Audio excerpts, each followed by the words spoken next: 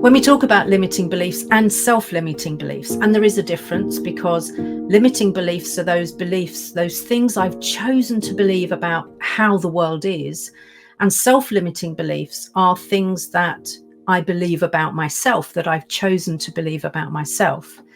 There's another aspect that I don't hear many people talking about, which is limiting beliefs that aren't self-limiting, but they're imposed by others. So the reason I chose to think about this as limiting beliefs by gaslighting is because it's where those beliefs are being imposed on us in some way. And we might think, well, hang on a minute, I'm a strong adult, I'm an independent woman. How come somebody can have that impact on me, have that power over me? And I think for me, the origins of this come from the fact that as introverts, we've often spent years or decades being told to be something different, being told to be someone we're not, being told to behave in a way that's more acceptable to the norm of society or business, whatever it happens to be. So we end up feeling not enough. And once we're in that sense of I'm not enough, we automatically give power to other people, because it's like we step into a frame, a state of inferiority. Therefore, anybody that questions or challenges is more likely in our minds in that moment to be right. Oh yeah, yes, so they're right. Because we've adopted that inferiority state and we've given them more power than they actually have.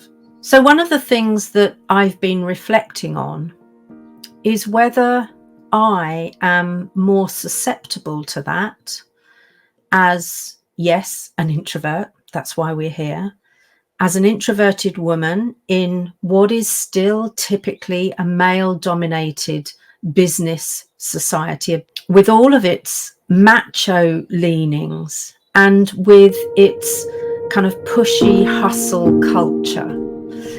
So am I more susceptible, A, as an introvert, as an introverted woman? So am I also more susceptible as somebody of a certain age, where we often talk about that kind of menopausal age range of women becoming invisible?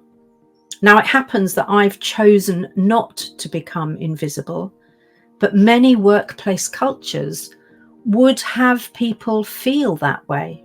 So if you're someone who has maybe previously been quite confident, but have found your confidence in some ways waning, either due to age or circumstance, if you're somebody who feels that, interesting, I used the word feels it's not okay to talk about all of the emotions you're feeling, talking about the breadth of emotions you're feeling.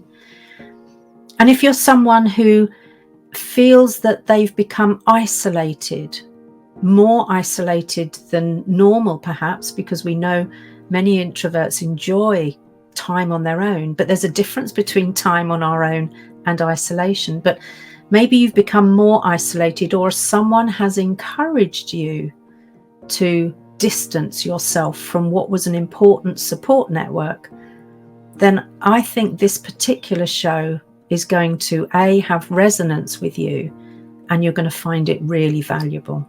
Now, if any of that has piqued your interest, then I encourage you to join me on May the 30th, 8 p.m. London time, where we'll be live on a number of different social media platforms. And of course, you can always subscribe on the YouTube Flourishing Introverts media channel to make sure that you get reminded of when that's going to happen.